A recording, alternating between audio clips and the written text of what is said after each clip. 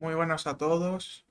Hoy vamos a estar estudiando eh, Lucas, el capítulo 21.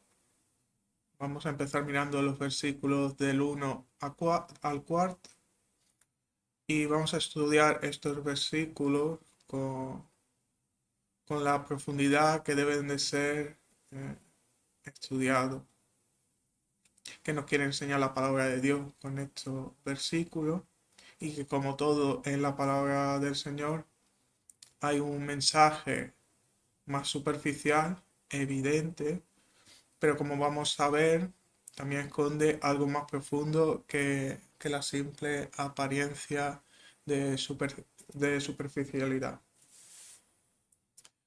Para eso vamos a dar lectura a Lucas 21, del 1 al 4. Alzando la mirada, Jesús vio a los ricos que echaban sus ofrendas en el arca del tesoro. Vio también a una viuda pobre que echaba allí dos blancas. Entonces dijo: De cierto os digo que esta viuda pobre echó más que todo, porque todos estos de su abundancia echaron a las ofrendas, pero esta de su pobreza echó todo el sustento que tenía. Hasta ahí. En estos versículos se nos narra un momento en el templo donde Jesús mira y ve a un grupo de hombres con sus necesidades materiales cubiertas, los ricos, y cómo estos depositan sus ofrendas en el templo. Y por otro lado, una mujer viuda en un estado de pobreza material absoluta, que deposita allí todo lo que tiene. Dos blancas. Una blanca, para que nos hagamos una idea, era aproximadamente la centésima parte del salario de un día de trabajo en aquella época. O sea, en una perspectiva actual, si una persona gana al día una media de 50 euros, esta mujer solo tenía dos monedas de 50 céntimos en su cartera. Nada más que eso. Eso era todo lo que poseía materialmente, 1 euro en total. Esto nos da la noción del nivel de pobreza material de esta mujer. Ante esto, Jesús nos dice que la viuda echó más que todo, ya que para los ricos esta ofrenda no suponía nada para su riqueza, pero para esta mujer suponía el dinero de la comida que necesitaba para vivir. Sin este dinero, esta mujer seguramente no comería y es posible que llegase a morir por inanición. Esta, como digo, sería la lectura simple y superficial de este pasaje, donde muchas congregaciones llamadas cristianas nos dicen: sé como la viuda y entréganos todo, que Dios te bendecirá con prosperidad. Este es un mensaje que se da muchas veces en las congregaciones llamadas cristianas. O se utilizan versículos fuera de contexto como Dios ama al dador alegre, para incentivar a que la gente suelte las últimas monedas de la cartera en la congregación. Parece que estas congregaciones, Dios solo se alegra si tú le das tu dinero a ellos en concreto. Pero si mi corazón me dice: compra comida a esta persona que la necesita, o viste a esta persona que lo necesita, sin pasar por la cajita de la ofrenda de la congregación en concreto, o dar el diezmo de la congregación, estoy siendo un mal cristiano, porque no colaboro para el ministerio de la congregación. A esto se le llama claramente engañar y mentir a las ovejas. Y si analizamos el contexto del versículo nombrado, que dice Pablo, el que Dios ama al dador alegre. Em, Analizando el capítulo 7 y 8 de Segunda de Corintios, analizando estos dos capítulos, Pablo pide en concreto la colaboración monetaria en Corintios por la necesidad que están sufriendo otros hermanos que necesitan dinero para sobrevivir. Los hermanos de Macedonia en concreto. Esto para entrar un poquito en contexto de dónde sacamos estas expresiones.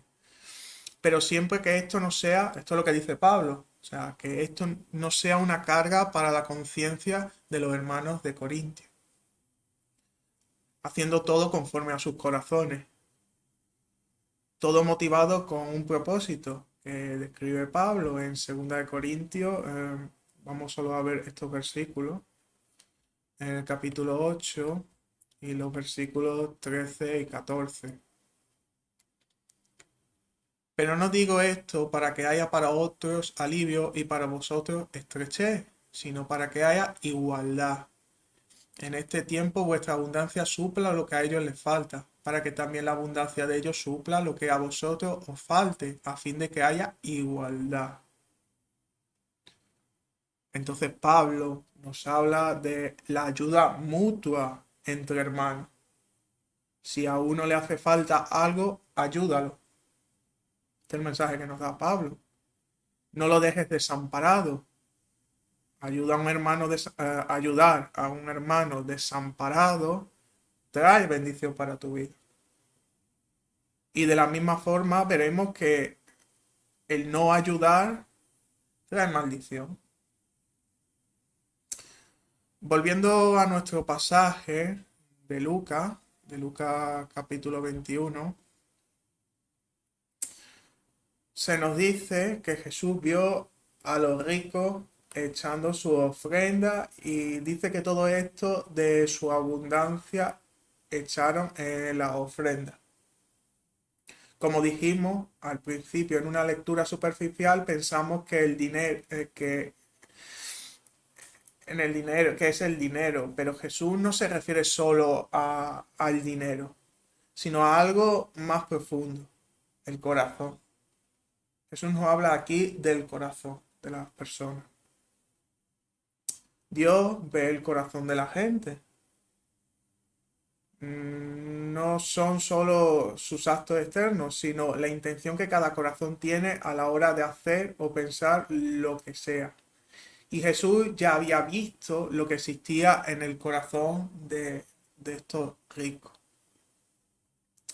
Si nos volvemos un poco para atrás al capítulo 20 de Lucas, encontramos en todo este capítulo 20 de Lucas una discusión entre Jesús y contra los sacerdotes, los escribas y los ancianos del templo, donde esto lo tientan para encontrar fallas en Jesús y acusarlo delante del pueblo. Esto lo encontramos si leemos todo este capítulo 20 de Lucas. Y ya justo al final de este capítulo 20 de Lucas, los versículos del 45 al 47, Jesús sentencia lo siguiente. Cuando todo el pueblo le escuchaba, dijo a sus discípulos: guardaos de los escribas, a quienes les gusta andar con ropas largas, que aman las salutaciones en la plaza, las primeras sillas en la sinagoga y los primeros asientos en los banquetes. Estos, que devoran las casas de las viudas y como pretexto hacen largas oraciones, recibirán mayor condenación. Jesús ya había sentenciado. Los escribas, los cuales viven de la apariencia, quieren mostrar esa apariencia de piedad, teniendo un aire de máxima devoción y de entrega y de cumplimiento de los mandatos de Dios. lo que nosotros podemos llamar hombres religiosos.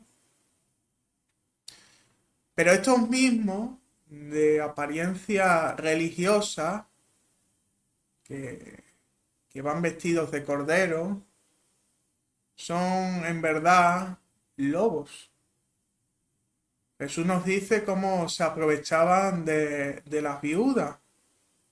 Seguramente recibían comida, dinero o algún tipo de especia cara a cambio de ofrecerles ellos oración de intercesión a Dios por estas mujeres. Siendo esto, como dice la palabra, un simple pretexto, pero el verdadero fin era saquear a la viuda. Y recordemos, las viudas solían ser mujeres muy pobres, sin derecho a propiedades, casi sin recursos, sobre todo cuando no tenían un familiar varón que las cubriese. Podemos recordar el caso de Ruth, y ya viuda, la cual recogía de la cebada que los segadores no recogían del campo. O sea, mendigaba prácticamente la comida en lo que sobraba de los campos. Dios había establecido en Israel que en los campos se dejase siempre una parte para que los necesitados tuviesen siempre donde alimentarse. Los necesitados, las viudas, huérfanos, extranjeros, cualquier tipo de mendigo, pudiese alimentarse en caso de necesidad, ¿no? Entonces no se podía coger toda la cosecha completamente, se tenía que dejar una parte para los necesitados. Esto fue mandato de Dios en el Antiguo Testamento. Entonces, estos lobos con disfraz de oveja son mostrados despiadados por el propio Jesús. Estos escribas. ¿Qué persona de buen corazón roba y miente a una viuda que no tiene nada para enriquecer su propio tesoro terrenal? Esta es la pregunta que nos tendríamos que hacer. Porque solo lo puede hacer una persona de corazón realmente entenebrecido y cauterizado. O sea, no cabe duda qué es lo que podría llevar en su corazón una persona de este tipo. Volviendo al capítulo 21 y en el versículo 4, Jesús dice, esto es de su abundancia, refiriéndose a los ricos. Como hemos dicho, Jesús no hablaba en este caso solo de su dinero, estaba hablando de lo que abundaba en su corazón. Y esto nos debe recordar lo que ya había hablado Jesús de la abundancia del corazón, que nos lo habla en el propio libro de Lucas. Para ello vamos a ir a Lucas capítulo 6, versículo 43 al 45. No es buen árbol el que da malos frutos, ni es árbol malo el que da buen fruto, porque cada árbol es conocido por su fruto. Pues no se recogen higos de los espinos, ni tampoco se vendimia uva de una zarza. El hombre bueno del buen tesoro de su corazón presenta lo bueno, y el hombre malo del mal tesoro de su corazón presenta lo malo, porque de la abundancia del corazón habla la boca. ¿Qué hablaba la boca de los escribas? Engaño, como hemos leído en Lucas 20, versículo 47. Trampa y palabras para acusar a Jesús de falso maestro ante todo el pueblo, como hemos leído, como viene escrito en todo el capítulo 20 de Lucas. Entonces, ¿qué tesoro tenían los escribas en su corazón? Vamos a ir a Proverbios, que nos da la respuesta. En el libro de Proverbios, capítulo 21 y versículo 6, que dice lo siguiente. Acumular tesoros mediante la lengua de engaño es vanidad fugaz de los que buscan la muerte. Entonces, ¿qué tenían los escribas en su corazón? Vanidad, muerte. Esto es lo que describe la palabra del Señor, del tesoro que tenían los escribas en sus corazones. Eran ricos, sí, muy ricos, pero ricos en muerte y en vanidad. Ese era su tesoro, su riqueza. Y por otro lado, tenemos a la viuda, sin bienes materiales,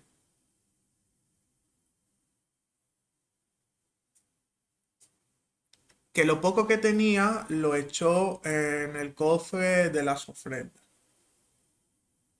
Cristo nos dice que esta mujer echó más que todos porque de su pobreza echó todo lo que tenía. Como en el caso anterior, Jesús no está hablando de si la viuda tenía mucho o poco a nivel material, y está hablando también de su corazón, en esta interpretación más profunda. Dice Jesús que de su pobreza echó todo el sustento. Y Jesús también nos dice que esta viuda tenía un corazón pobre. La pregunta es, ¿y qué es un corazón pobre? ¿Es algo malo? ¿La pobreza de corazón es mala? Preguntas que nos podemos hacer. Vamos a ver qué dice la palabra sobre esto. Vamos a ir a Mateo 5. Mateo 5, versículo 3. Bienaventurados los pobres en espíritu, porque de ellos es el reino de los cielos. Entonces, los pobres de corazón, Jesús anuncia que son bienaventurados, y de ellos es el reino de los cielos. Esto no es malo para nada. Es el mayor regalo que podemos recibir, la salvación y el poder vivir con Cristo en la eternidad. Pero, ¿qué es esto de pobre en espíritu o pobre en su corazón? ¿Qué atesoran estos pobres? Esta sería la siguiente pregunta. Para ello hay dos pasajes que nos pueden hablar sobre este tema. En el libro de Proverbios también, capítulo 15 y versículo 16. Es mejor lo poco con el temor de Jehová que un gran tesoro donde hay turbación. Entonces, es mejor lo poco con el temor de Jehová. El temor de Jehová. Ese es el tesoro. Vamos a ver lo mismo en Isaías. En el libro de Isaías, capítulo 33 y el versículo 6. Y él será la seguridad de tus tiempos, un depósito de salvación, de sabiduría y de conocimiento. El temor de Jehová será su tesoro. De nuevo, el tesoro es el temor de Dios. El temor de Dios. La palabra es clara. El temor reverente, el temor servicial hacia Dios, ese es el tesoro más grande. Este temor reverente es el que nos lleva a arrepentirnos, porque trae entendimiento que nuestra vida está fuera del camino de Dios.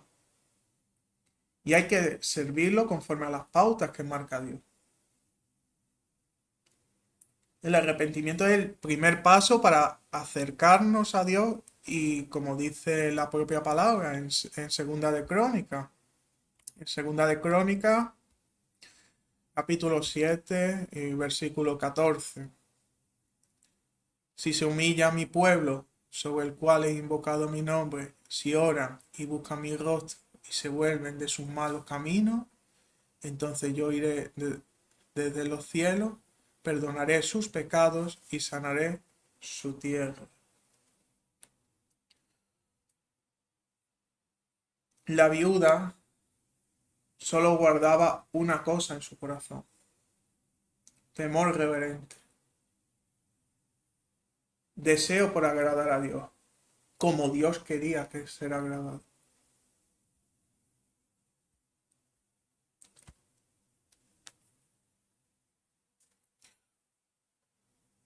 Y para ello, ¿qué hizo la viuda?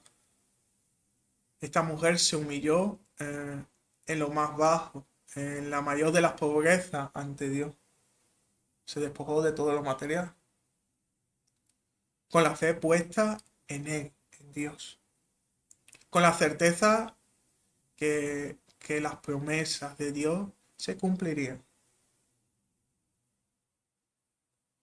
No existía delito alguno en esa ofrenda que la viuda entregaba en el templo de Dios. Era una ofrenda agradable y que glorificaba a Dios. Y ante esta situación a la cual asiste Jesús, y los propios escribas ven también como la mujer entrega lo poco que tenía, porque ellos propios seguramente la habían robado, como hemos visto en los versículos anteriores, prometiendo oración como hemos visto. Entonces, después de esta ofrenda, sabiendo la situación de la mujer, nadie asiste a la mujer. Nadie en el templo, entre esos hombres ricos de dinero, se acerca a ella y le pregunta, ¿necesitas algo? Nadie, nadie se ofrece. Cuando tenía algo esta mujer, la visitaban, le mentían y le robaban. Cuando no tenían nada, la ignoraban.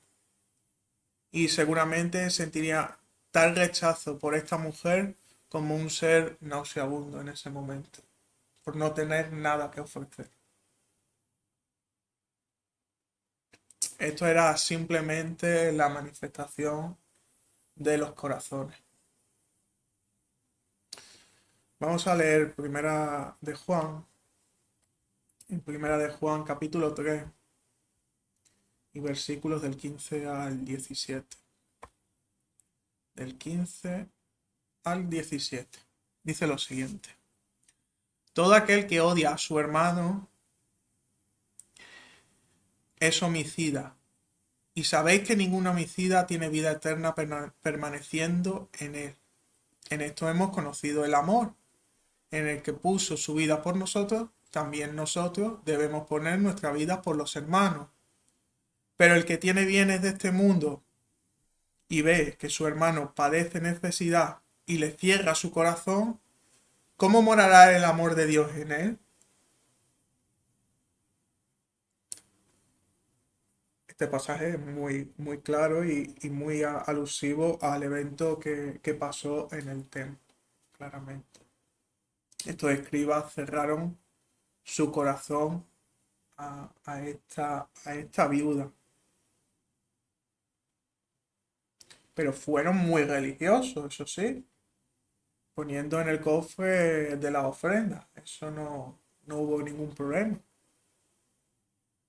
Como digo, este pasaje es muy claro ante estas personas. El que pudiendo ayudar a una persona necesitada no lo hace, puede que esté participando del homicidio de esta persona, como dice en el versículo 15. Todo aquel que odia a su hermano es homicida. Y esta palabra odio, que es la palabra en griego miseo, también se traduce como aborrecer o sentir una antipatía profunda, para que entendamos la situación.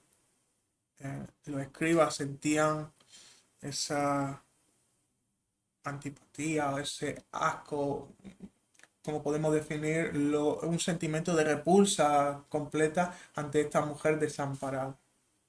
Ni siquiera ni la miraron, ni siquiera se acercaron a ella para preguntarle, nada. Entonces, como dice la palabra, al final eran hermanos, ¿no? Eran judíos, ¿no? Todos. Y no la ayudaron. Al no ayudarla, teniendo la posibilidad de ayudarla, se convierten en homicidas ante los ojos de Dios. Porque pudiendo ayudar, como digo, y no lo hace, si por el motivo de no haberla ayudado, esa necesitada, esta viuda, fallece, ¿en qué se convierte la persona? En homicida, porque la pudo haber salvado de esa muerte, pero no lo hizo por la maldad de su corazón.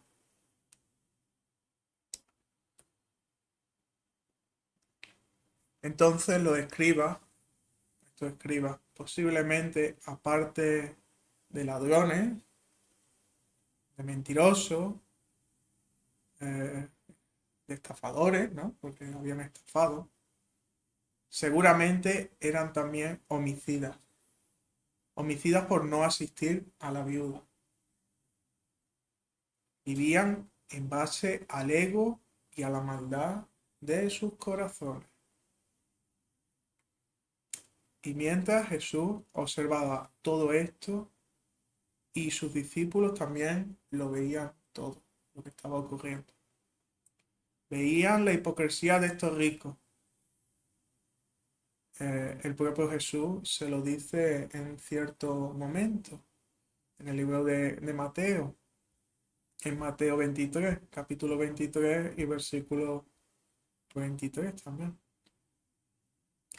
Hay de vosotros, escribas y fariseos hipócritas, porque entregáis el diezmo de la menta, del eneldo y del comino, pero habéis omitido lo más importante de la ley, a saber, el juicio, la misericordia y la fe. Era necesario hacer estas cosas sin omitir aquellas. Para los escribas, estos sacerdotes también, estos ancianos, la apariencia era lo más importante. La religiosidad era lo más importante que seguir el camino de verdad, el camino de Dios, el camino justo, de misericordia, de justicia y de fe. Los escribas no eran justos, robaban, robaban al necesitado, en este caso a la viuda. No tenían misericordia, al necesitado no daban de lo que a ellos les sobraba. No tenían amor en su corazón. Y la fe estaba en ellos mismos. Se habían olvidado de Dios. Eran simplemente corazones muertos ante Dios.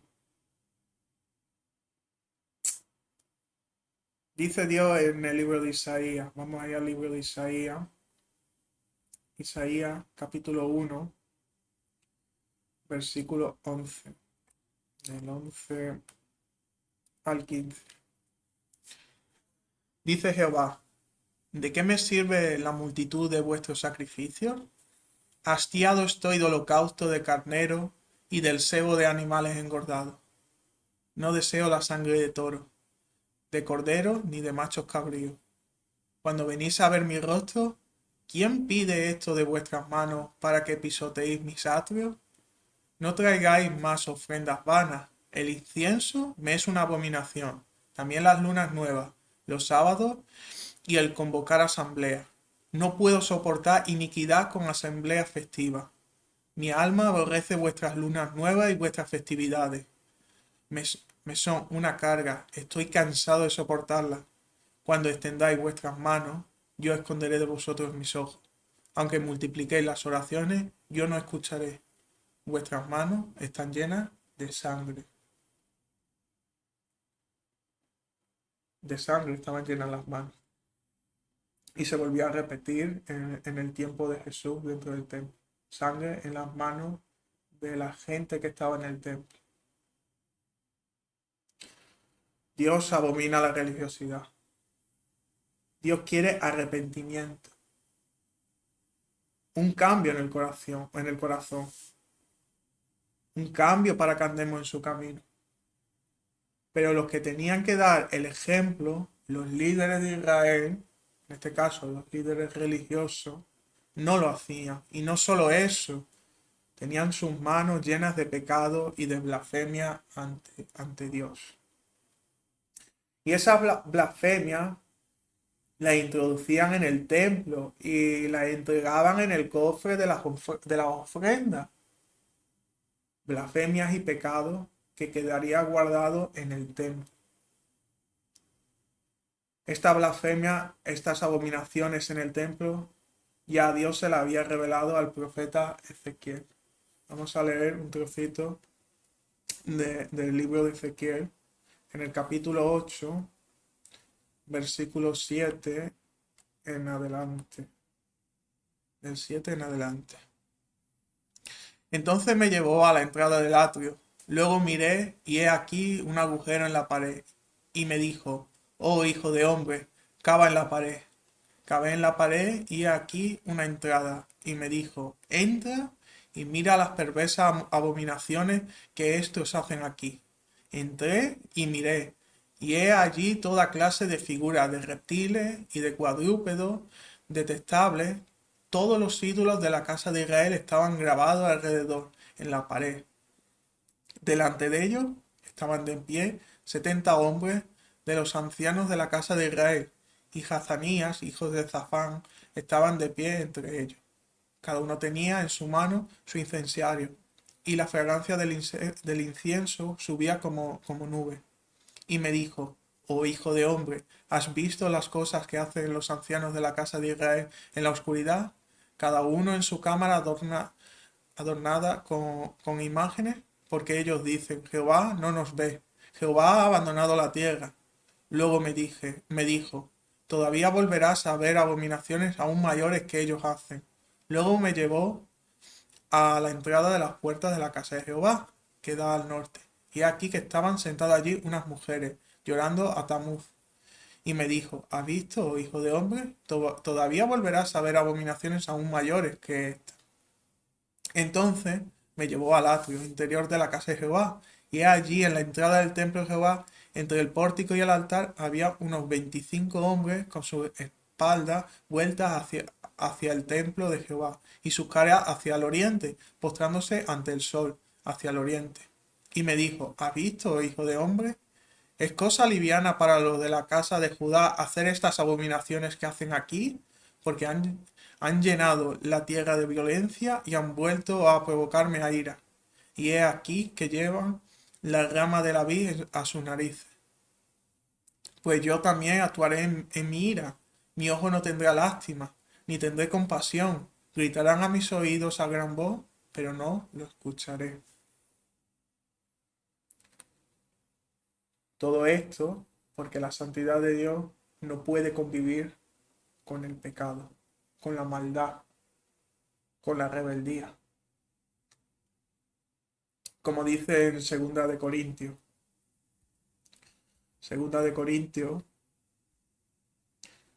capítulo 6, versículo 14 en adelante. No os unáis en yugo desigual con los no creyentes, porque ¿qué compañerismo tiene la rectitud con el desorden? ¿Qué comunión tiene la luz con las tinieblas? ¿Qué armonía hay entre Cristo y Belial? ¿Qué parte tiene el creyente con el no creyente? ¿Qué acuerdo puede haber entre un templo de Dios y los ídolos? Porque nosotros somos el templo de Dios viviente, como Dios dijo, habitaré y andaré entre ellos. Yo seré su Dios y ellos serán mi pueblo. Por lo cual, salid de en medio de ellos y apartaos, dice el Señor. No toquéis lo impuro y yo os recibiré.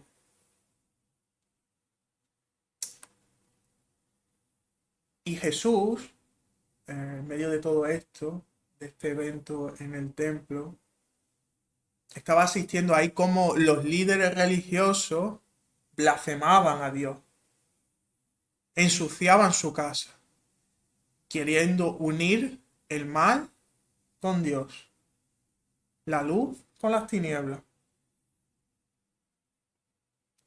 Puedo asegurar con toda la certeza que en ese momento Jesús no estaba feliz, a pesar de que la viuda había tenido un corazón temeroso de Dios, haciendo lo que tenía que hacer. Pero todo lo que rodeaba el templo en lo que se había convertido, eso en Jesús seguramente despertó tristeza e ira. Igual que en Sodoma, a pesar de que Lot era justo, tanto pecado que existía en la ciudad detonó la ira de Dios.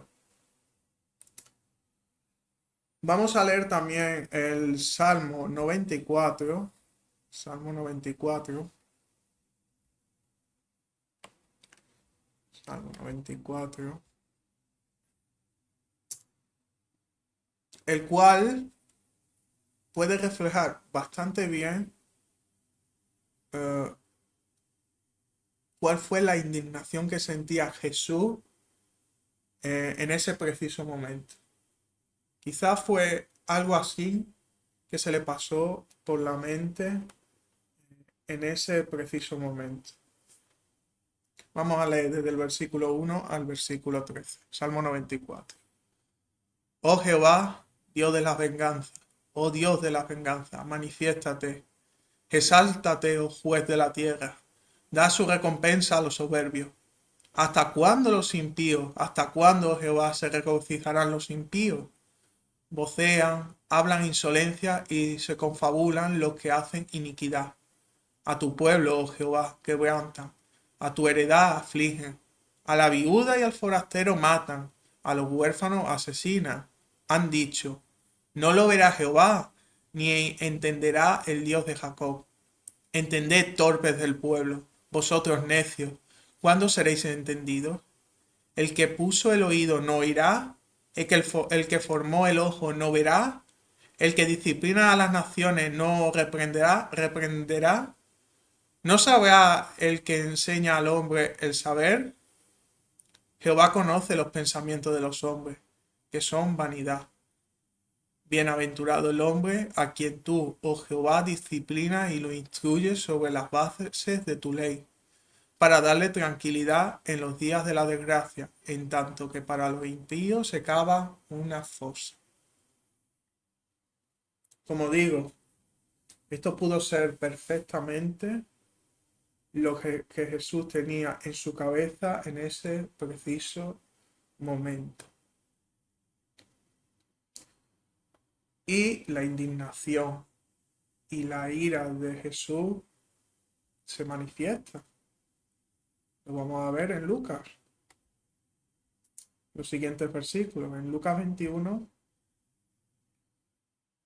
pasamos primero por el versículo 5, dice así. Hablando algunos acerca del templo, decían que estaba adornado con hermosas piedras y con ofrendas votivas. Él dijo. Antes de seguir para el versículo 6, me tengo que parar en este versículo 5 y ante todo, quiero dar las gracias al hermano Josué del canal Hablemos de Dios con la Verdad por haberme sido de gran ayuda para entender este versículo. Y la verdad que recomiendo que visiten el canal del hermano Josué, cualquier persona que sea estudioso y que quiera estudiar en profundidad la palabra de Dios, los originales de la Biblia, a la literalidad sin adulterar, que es muy necesario a día de hoy tener una palabra sana y pura. En este versículo 5 existe un error de traducción al castellano, el cual omite parte de su significado. Donde dice ofrendas votivas, los textos originales viene con la palabra anatemasis, que proviene de la palabra griega anatema, que quiere decir maldito o con maldición. Por lo cual, eh, este versículo o este trozo debería quedar estaba adornado con hermosas piedras y con maldición. Con esta acotación entendemos por la lectura que aquello mismo que Jesús estaba viendo Era tan evidente la maldad, que los propios discípulos de Jesús reconocieron que la maldad, la blasfemia, estaba dentro del templo. Sin ni siquiera tener esto el Espíritu Santo aún con ellos. Como dijo Jesús, de la abundancia del corazón habla la boca. Jesús había visto el corazón de los ricos del templo, su interior espiritual, y los discípulos habían visto su exterior, lo que salía de su boca y sus actos. También, claro, ayudado por las explicaciones y llamadas de atención que Jesús, como es obvio, les había estado explicando, ya que por su mente, sin el conocimiento que les daba Jesús, le hubiera sido imposible ver tal maldad. Pero si incluso para los discípulos era tan evidente, imaginémonos para Dios que lo que ve, que lo ve todo y lo escudriña todo. Y fue aquí que Jesús explotó y declaró la ira sobre ese lugar que debía ser el santo templo de Dios en la tierra. Versículo 6 de Lucas 21. En cuanto a estas cosas que veis, vendrán días cuando no quedará piedra sobre piedra que no sea derribada. Jesús declara la destrucción del templo. La gota que colmó el vaso de la paciencia de Dios fue el momento en que los líderes religiosos judíos se aprovecharon, engañaron, robaron y dejaron morir una viuda justa y temerosa de Dios. La cuestión es, después de ver y leer todo este evento y lo que dice la palabra de Dios del mismo, ¿esto que hacían los líderes religiosos judíos está ocurriendo hoy? Como hemos dicho al principio, sí. Hoy algunos líderes religiosos, con buenas palabras y apariencia de piedad, mediante doctrinas falsas, como la doctrina de la prosperidad, y el uso del show y el espectáculo en nombre de Dios, engañan a mucha gente necesitada.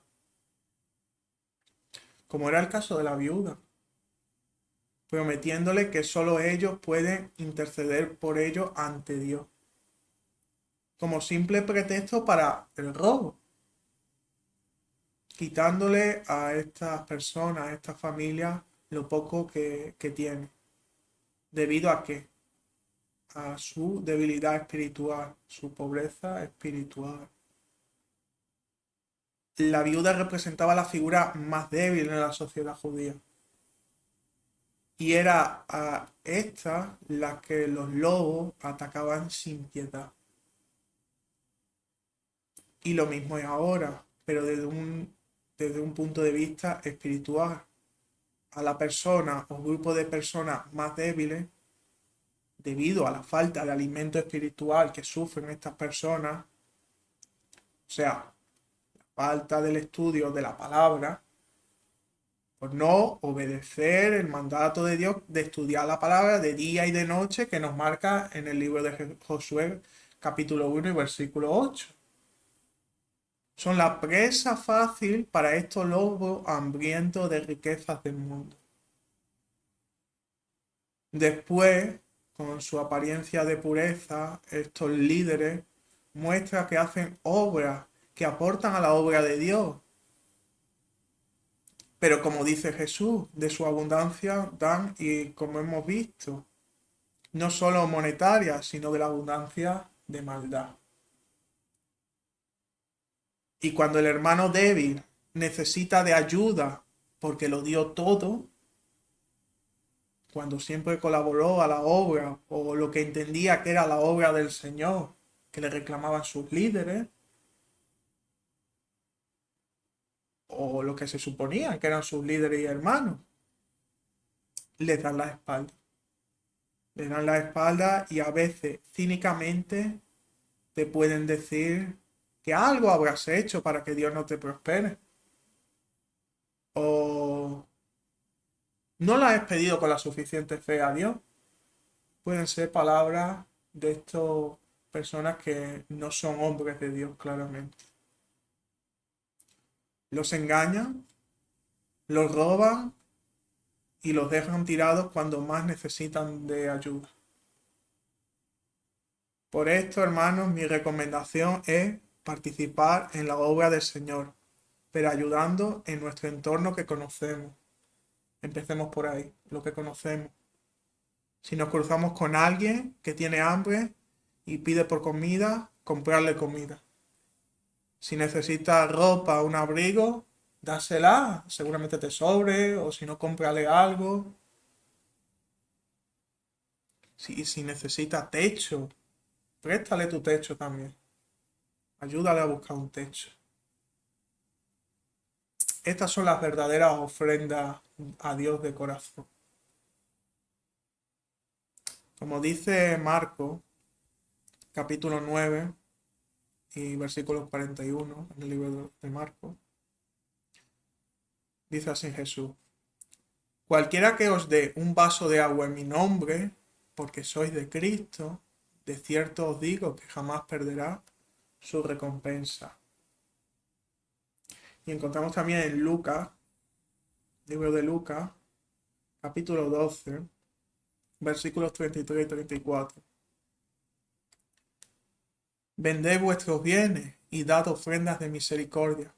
Haceos bolsas que no se envejecen, un tesoro inagotable en los cielos, donde no se acerca el ladrón ni la polilla destruye, porque donde esté vuestro tesoro, allí también estará vuestro corazón. ¿Dónde está nuestro tesoro? ¿En la tierra o en el cielo? Seamos misericordiosos con los necesitados de verdad y ayudemos que éstos conozcan la misericordia que nuestro Señor tuvo con nosotros en la cruz. Y bueno, hasta aquí este pequeño estudio. Espero que haya sido de bendición y de aprendizaje. Insisto, hay que estudiar la palabra de día y de noche, como dice en el libro de Josué de Dios. Hay que estudiar de día y de noche la palabra. Es la única manera de fortalecernos. Es nuestro alimento espiritual. Sin ella nos volvemos débiles, como si no comiésemos. Si no comemos, nos debilitamos. Si no recibimos el alimento espiritual, nos debilitamos espiritualmente y somos débiles ante el enemigo. Y no sabemos con qué cara nos va a venir el enemigo, con qué disfraz, con qué ataque. Sabemos que vamos a ser atacados, pero no sabemos de qué forma. Estemos preparados para cualquier tipo de ataque. Y bueno, como digo, hasta aquí este estudio. ¿Quieres añadir algo más? Sí, recordarles que, como dice, como les dijo, estudiar la palabra. La palabra es la única que nos da la capacidad de discernir lo bueno de lo malo, lo que viene de Dios y lo que no proviene de Dios. Entonces también, pues, hacer énfasis en eso, sí, en el estudio de la Y palabra. si tienen la posibilidad, acudir a los originales, tanto Exacto. en hebreo como en griego, para el Nuevo Testamento, ya que de tantas traducciones que se han ido haciendo en la historia, entendemos que los hombres cometen errores. No queremos decir que haya habido malas intenciones, pero sí que se han cometido errores de traducción del hebreo a latín, del latín a castellano o el inglés. O sea, ha habido confusiones en las traducciones en diferentes momentos de la historia. No nos podemos aferrar a una Biblia en concreto. Tenemos que ir siempre a buscar las fuentes más originales posibles, los textos más antiguos posibles, porque ellos son los más fieles a la realidad, buscando el significado real de las palabras. Y como digo, el hermano Josué en su canal tiene estudios muy profundos con los textos originales, llevándolos a la traducción en el castellano. Y pueden descargarlos también en el canal Exacto, de él. exacto, Hablemos con Dios con la verdad. Pueden exacto, buscar su allí. canal y él tiene ahí los enlaces de descarga de estos originales que los recomendamos. Sí, exacto. De hecho, son muchos de los que nosotros utilizamos. Y son muy útiles para el estudio de la palabra, para aquel estudiante de la palabra que quiera estudiarla en profundidad y de manera seria, olvidándose de prejuicios, de dogmas que pueda traer y cosas que pueda arraigar de años en su mente. Tiene que ir con una mente abierta para los estudios y confiar en el Espíritu Santo y en la revelación de la propia palabra, sin miedo a lo que pueda decir la palabra. La palabra nunca va a defraudar, eso está claro. No va a encontrar, sino lo que va a encontrar es confirmación. Si va a los originales, solo va a encontrar confirmación y puede revelar dudas en versículos que son confusos, versículos que no son claros, que traen oscuridad. Yendo a los originales hay mucha luz, encontraremos mucha luz. Sí, y a título personal, a ver, lo he vivido. Cuando se estudia la palabra a profundidad, la palabra te libera de la religiosidad, que es algo que se ha infiltrado mucho en las congregaciones. Entonces tenemos que buscar es eso, nuestra sanidad integral a través de la palabra. Exacto, porque solo así podemos reconocer a los lobos que están infiltrados entre nosotros, porque eso es algo bíblico, ¿no? La cizaña está en el medio de nosotros, entonces tenemos que saberla identificar y apartarnos de esa cizaña. ¿Cómo lo hacemos? Con la palabra. No nos podemos fiar lo que nos dice A, B o C, sino del estudio nuestro propio individual de la palabra. Recordemos, nuestra relación con Dios es individual y personal de cada uno. Solo tenemos no una relación colectiva, no somos un colectivo, somos individuos y cada uno tendremos que responder ante Cristo individualmente, no por ser eh, de un grupo en concreto cristiano o de otro grupo concreto en cristiano, sino por nuestra responsabilidad individual ante Cristo, Exacto. como por nuestro nombre delante de Cristo. No hay No, más. no son las denominaciones, Exacto. es la palabra de Dios. Exacto. Que la cumplimos, que la tenemos que cumplir. Ya está, no hay más. Y estudiarla. Cumplir y estudiar lo que nos mandó Cristo a hacer. Exacto. Bueno, pues muchas gracias a todos. Queremos bendecirlos en el nombre de nuestro Señor Jesucristo. Esperamos que haya sido de gran bendición. Bueno, que continúen con nosotros, que puedan darle like al vídeo. Suscríbanse y denle a la campanita para que puedan recibir cada semana el nuevo vídeo que subimos. Muchas gracias. Dios los bendiga. Que Dios le bendiga y tenga una buena semana. Amén.